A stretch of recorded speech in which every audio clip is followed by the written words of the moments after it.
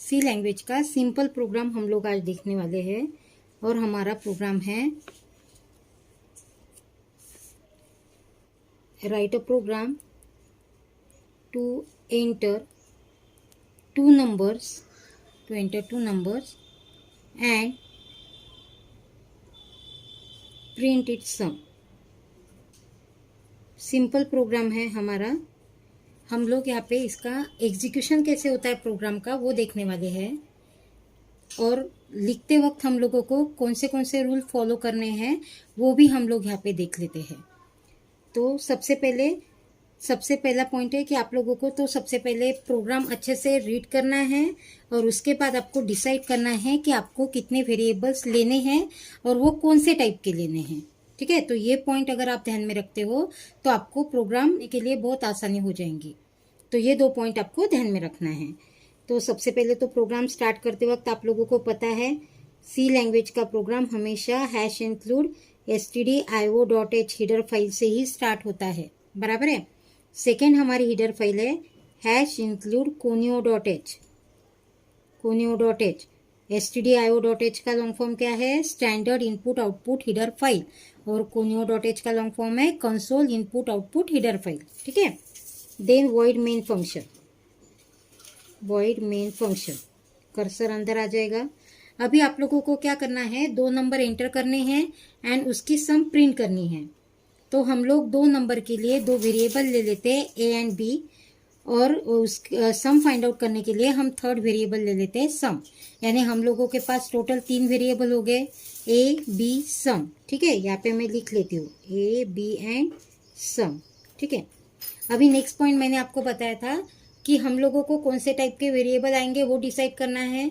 तो जो नंबर हम लोग एंटर करते हैं वो हम लोग इंटीजर दे देते हैं वो वेरिएबल, यानी जिस वेरिएबल में हम लोग हमारे वैल्यू स्टोर करेंगे वो वेरिएबल हम लोग इंटीजर टाइप के लेते हैं। यानी ए और बी अगर मैंने इंटीजर टाइप ले लिया तो मुझे सम वेरिएबल भी इंटीजर टाइप लेना है, क्योंकि अगर मैं 2 इंटीजर टाइप के एडिशन करूंगी तो मुझे एडिशन भी इंटीजर टाइप की ही मिलनी है, इसलिए मेरा सम वेरिएबल भी इंटीजर टाइप में आ जाएगा। ठीक है। नेक्स्ट इसके बाद हम लोग लिखते हैं CLR SCR फंक्शन, यानी क्लियर द स्क्रीन। ठीक है। फिर प्रिंटफ में हम लोग ले लेंगे एंटर टू नंबर्स। हम लोगों ने क्या मैसेज डाला है? Enter 2 number. अब स्कैनएफ में क्या करना है? अभी हम लोगों को कंट्रोल स्ट्रिंग कांस्टेंट लेनी है। तो हम लोगों को कितने नंबर एंटर करने हैं? 2 नंबर। तो कंट्रोल स्ट्रिंग कांस्टेंट भी हम लोग 2 टाइम्स यूज करेंगे, लेकिन हमको हमारे जो नंबर्स है वो हम लोग ए और बी में सेव करने वाले हैं। ए और बी इंटीजर टाइप है, तो इंटीजर टाइप के लिए कंट्रोल स्ट्रिंग कांस्टेंट है %d। तो इसलिए मुझे %d 2 टाइम्स लिखना है। डबल कोटेशन कंप्लीट, देन उसके बाद कॉमा। यहाँ पे ध्यान रखना आप लोगों को, पहले डबल कोटेशन देना है, बाद में कॉमा। ठीक है।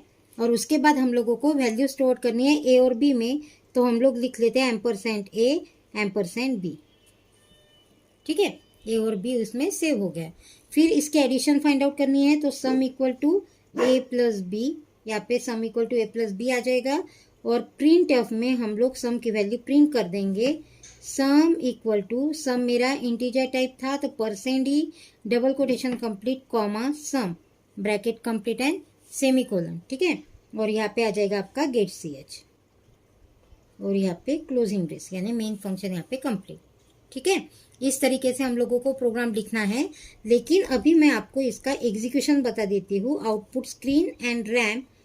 आउटपुट स्क्रीन हम लोगों को डिस्प्ले होती है, रैम हम लोगों को डिस्प्ले नहीं होता, बराबर है। रैम हमको डिस्प्ले नहीं होगा, लेकिन वर्किंग कैसे होता है प्रोग्राम का वो बताने के लिए मैंने यहाँ पे रैम का यूज किया है।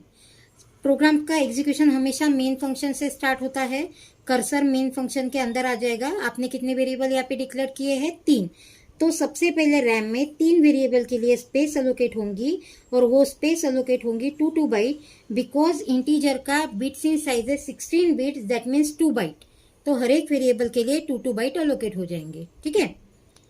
देन CLR SCR इसके लिए आप लोगों को मैंने जो इंट्रोडक्शन टू सी का टॉपिक है उसमें data types in C language जो मैंने पढ़ाया है, या data types in C language का जो वीडियो मैंने अपलोड किया है, वो अगर आप देख लोगे तो आपको पता चल जाएगा कि डेटा टाइप्स क्या है और उसकी साइज क्या है, कंट्रोल स्ट्रिंग कांस्टेंट क्या है, वो डिटेल इन्फॉर्मेशन आपको वहाँ पे मिल जाएगी। ठीक है। देन अभी हम लोगों के डेटा रैम में डेटा वेरिएबल के लिए स्पेस अलोकेट हो गई है। अभी CLR SCR इसके थ्रू हमारी जो आउटपुट स्क्रीन है वो क्लीन हो जाएगी। ठीक है। देन प्रिंटफ में डबल कोटेशन में हम जो भी कुछ लिखते हैं वो एज इट इज प्रिंट होता है। प्रिंटफ में डबल कोटेशन में हम जो भी कुछ लिखते हैं वो as it is output screen पे प्रिंट होता है। जस्ट प्रिंटफ में अगर आपने कंट्रोल स्ट्रिंग कांस्टेंट यूज किए हैं तो वो कंट्रोल स्ट्रिंग कांस्टेंट प्रिंट ना होते हुए उससे रिलेटेड जो वेरिएबल है उस वेरिएबल की वैल्यू प्रिंट हो जाएंगी। ठीक है। तो यहाँ पे इस प्रिंटअप में कंट्रोल स्ट्रिंग कांस्टेंट नहीं है, तो यहाँ पे मैसेज है तो वो message as it is output screen पे प्रिंट होगा, एंटर 2 नंबर्स। ठीक है। अब एंटर 2 नंबर, ऐसा मैसेज आने के बाद हम लोग 2 नंबर एंटर करेंगे, तो मैंने 2 नंबर्स एंटर कर दिया 4 एंड 5। ठीक है। अब कर्सर चला जाएगा स्कैन ऐप पे। अब यहाँ पे फर्स्ट %d रिलेटेड है ए से और सेकेंड %d जो है वो बी से रिलेटेड है। ठीक है।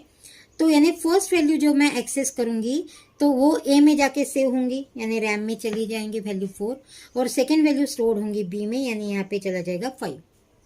ठीक है। ये होगा आपका स्कैन।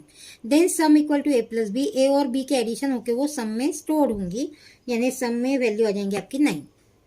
देन प्रिंटअप में मैंने क्या बताया था, डबल कोटेशन में आप जो भी कुछ लिखते हो वो as it is output screen पे प्रिंट होता है।